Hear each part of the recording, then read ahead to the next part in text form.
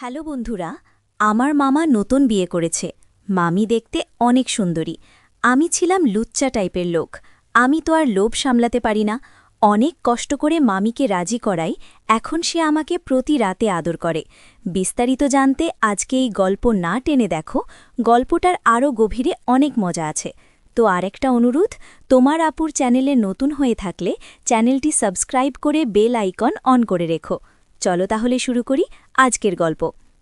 মামির নাম প্রিয়া, বয়স ২৮। তার চেহারা এমন যে পাড়ার লোকজন দেখলে একবার না তাকিয়ে পারে না। লম্বা, ফর্সা, চোখে গভীরতা, শরীরের গড়ন যেন কোনো ছবির মতো সুন্দর।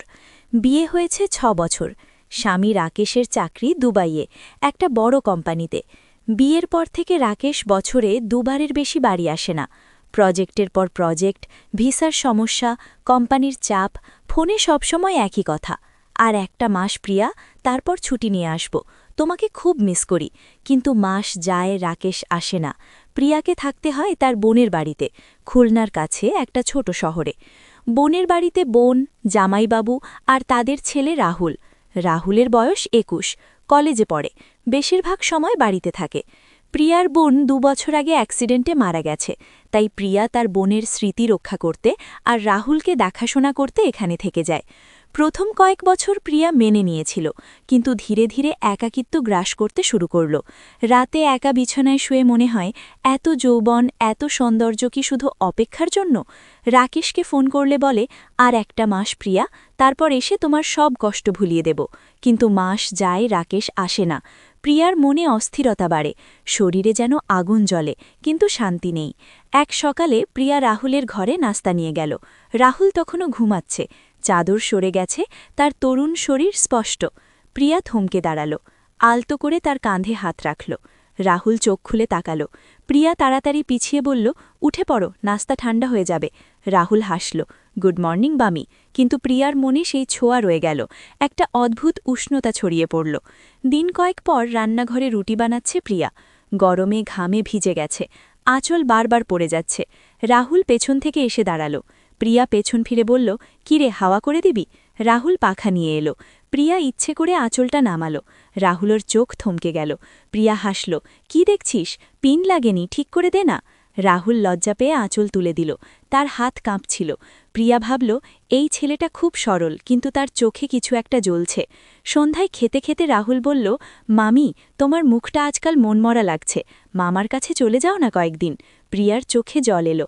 সে বলল, কেউ বোঝে না আমার কষ্ট, মামা তো আসেই না, তুইও বলছিস চলে যা। রাহুল চিন্তিত হয়ে তার চোখ মুছিয়ে দিল। প্রিয়া তার গলা জড়িয়ে ধরে কাঁদল, তুই তো মামার মতোই, তাই তোর কাছে থাকি বেশি, রাগ করিস না। রাহুল বলল, মামি, তোমার মতো মামি পাওয়া ভাগ্যের, আমি কেন রাগ করব? প্রিয়া তার হাত ধরে বলল, তাহলে কেন দূরে থাকিস, আমাকে ভালো লাগে না? রাহুল লজ্জা পেয়ে বলল, না মামি, আমার তো কোনো গার্লফ্রেন্ড নেই। প্রিয়া তার কোলে মাথা রেখে বলল, তাহলে আমাকেই তোর সঙ্গী বানিয়ে নে না, কেন কষ্ট দিচ্ছিস? রাহুল চুপ। তারপর বলল, কিন্তু মামি, এটা তো ঠিক না, মামাকে ঠকানো হবে। প্রিয়া বলল, আমি কাউকে ঠকাচ্ছি না, মামা আমার স্বামী, তুই আমার ভাগিনা, দুজনের জায়গা আলাদা। তোর সাথে থাকলে মন শান্ত হয়, মামার অভাব বোঝা যায় না। রাহুলের চোখে আলো জ্বলল।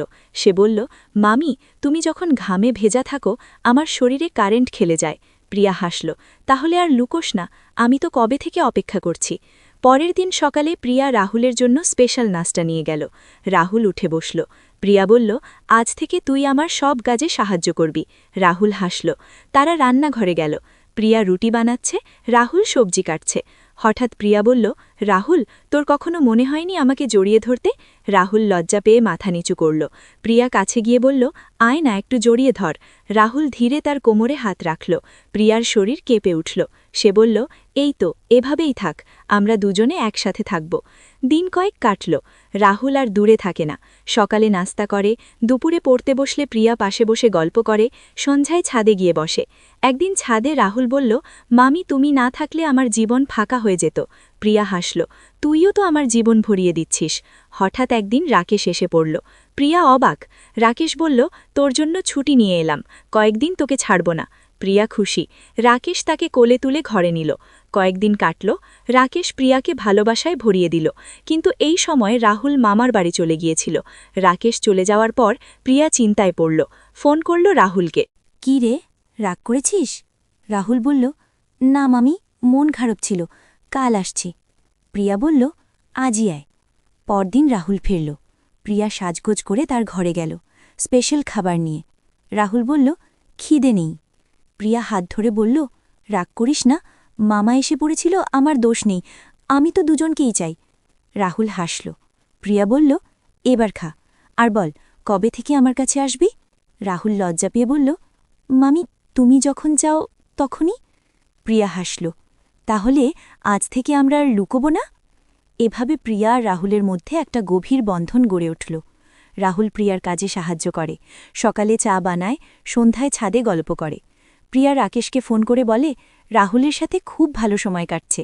রাকেশ এসে বলে, ভালোই তো, তোর মন লেগে থাকুক। প্রিয়ার জীবনে আর একাকিত্ব নেই, দুজনের ভালোবাসায় তার মন ভরে যায়। রাহুলের সেই আজ থেকে লুকোবো না কথাটা প্রিয়ার মনে নতুন একটা আলো জ্বালিয়ে দিল। সকাল থেকে বাড়ির কাজে দুজনে একসাথে। প্রিয়া রান্না করছে, রাহুল সবজি কাটছে। প্রিয়া হাসতে হাসতে বলল, দেখ, তোর হাতে ছুরি ধরে দেখলে মনে হয় তুই আমার ছোট স্বামী। রাহুল লজ্জা পেয়ে বলল, মামি, ফাজলামি করো না, আমি তো তোমার ভাগিনা। প্রিয়া চোখ টিপে বলল, ভাগিনা হয়ে এত যত্ন নিস, এত কাছে আসিস, এটা কি কম? রাহুল চুপ করে হাসল। সেই হাসিতে প্রিয়ার মন ভরে গেল। দুপুরে রাহুল পড়তে বসলে প্রিয়া পাশে বসে গল্প করত। কখনো তার কাঁধে হাত রাখত, কখনো চুলে হাত বুলিয়ে দিত। রাহুল লজ্জা পেলেও সরাত না। সন্ধ্যায় খাদে যেত। হাওয়া খেতে খেতে রাহুল বলল, মামি, তুমি যখন হাসো আমার মনে হয় পৃথিবীটা থেমে গেছে। প্রিয়া তার হাত ধরে বলল, তুই যখন কাছে থাকিস আমার মনে হয় একাকিত্ব আর নেই। তারা হাত ধরে বসে থাকত, চুপচাপ আকাশ দেখত, কোনো কথা লাগত না, শুধু একে অপরের উপস্থিতি যথেষ্ট ছিল। কিন্তু জীবন সবসময় মধুর থাকে না। একদিন প্রিয়ার শ্বশুরবাড়ি থেকে ফোন এলো। শ্বশুর বললেন, প্রিয়া, তোমার কি হয়েছে? রাকেশ বলছে তুমি বাড়িতে একা থাকো না, রাহুলের সাথে এত ঘনিষ্ঠতা কেন? পাড়ার লোকজন কথা বলছে। প্রিয়া চুপ করে শুনল। তার গলা শুকিয়ে গেল। ফোন কেটে রাহুলকে বলল, রাহুল, মামা জানতে পেরেছে, শ্বশুরবাড়ির লোকজন কথা বলছে। রাহুলের মুখ ফ্যাকাশে হয়ে গেল। সে বলল, মামি, আমি দূরে থাকব, তোমার সম্মান নষ্ট হবে না। প্রিয়া বলল, না, আমি তোকে ছাড়া থাকতে পারব না, আমরা সাবধানে থাকব, দেখা কম করব, কিন্তু কথা বন্ধ করব না। রাহুল বলল, আমি যা বলবে তাই করব, তোমার খুশি আগে। কয়েকদিন তারা দেখা কম করল, কিন্তু ফোনে কথা হতো। রাতে কবিতা পড়ত। প্রিয়া বলতো, রাহুল, তোর গলা না শুনলে ঘুম আসে না। রাহুল বলতো, মামি, তোমার কথা না শুনলে দিন কাটে না। একদিন প্রিয়ার শরীর খারাপ হলো, জ্বর এলো। রাহুল খবর পেয়ে ছুটে এলো, ওষুধ কিনে দিল, রাত জেগে থাকল। প্রিয়া বলল, রাহুল, তুই না থাকলে আমি কি করতাম? রাহুল বলল, মামি, তোমার জন্য আমি সব সময় আছি, তুমি শুধু সুস্থ হও। সেই রাতে প্রিয়া বুঝল, রাহুল শুধু অনুভূতি নয়, সত্যিকারের সঙ্গী। একদিন রাকেশ ফোন করে বলল, প্রিয়া, আমি আসছি, এবার লম্বা ছুটি নিয়েছি, তোমাকে নিয়ে ঘুরতে যাব। প্রিয়া খুশি হল, কিন্তু মনে একটা চিন্তা, রাহুল কি ভাববে? রাকেশ এলো, প্রিয়াকে জড়িয়ে ধরল। কয়েকদিন একসাথে কাটাল। রাকেশ বলল, প্রিয়া, তোমার মুখে হাসি ফিরেছে, রাহুলের সাথে ভালো সময় কাটছে দেখে আমি খুশি। প্রিয়া বলল, হ্যাঁ, রাহুল আমাকে অনেক যত্ন করে। রাকেশ হাসল, ভালোই তো, তোর মন লেগে থাকুক। রাকেশ থাকাকালীন রাহুল দূরে থাকল, কিন্তু প্রিয়া ফোনে কথা বলত। রাহুল বলল, মামি, মামা এলে আমি দূরে থাকব, তোমার সুখ আগে। প্রিয়া বলল, তুই আমার সুখের অংশ। রাকেশ চলে যাওয়ার পর প্রিয়া আবার রাহুলকে ডাকল। রাহুল ফিরল। প্রিয়া বলল, রাহুল, আমি আর লুকোতে চাই না, মামা জানে তুই আমার যত্ন নিস, সে খুশি। আমরা সাবধানে থাকব, কিন্তু একসাথে থাকব। রাহুল বলল, মামি, তোমার জন্য আমি সব করব। এভাবে তাদের সম্পর্ক আরও গভীর হল। রাহুল প্রিয়ার সব কাজে সাহায্য করে, সকালে চা বানায়, দুপুরে পড়তে বসলে প্রিয়া পাশে বসে গল্প করে, সন্ধ্যায় ছাদে হাত ধরে বসে। প্রিয়া রাকেশকে ফোন করে বলে, রাহুল আমার খুব যত্ন নেয়, আমি খুশি। রাকেশ বলে, ভালেই তো, তোর মন লেগে থাকুক, আমি তো তোর জন্যই খুশি। প্রিয়ার জীবনে আর একাকিত্ব নেই। রাকেশ যখন আসে তাকে পুরোপুরি ভালোবাসে, রাহুল যখন কাছে থাকে তার যত্নে মন ভরে যায়। দুজনের ভালোবাসায় তার জীবন পূর্ণ হয়ে উঠল। রাহুল প্রিয়াকে বলল, মামি, আমি তোমাকে চিরকাল যত্ন করব। তুমি আমার জীবনের সবচেয়ে সুন্দর মানুষ। প্রিয়া বলল, রাহুল, তুইও আমার সব। আমরা একসাথে থাকব। সময় যা বলবে তাই হবে। এভাবে তাদের গল্প চলতে লাগল।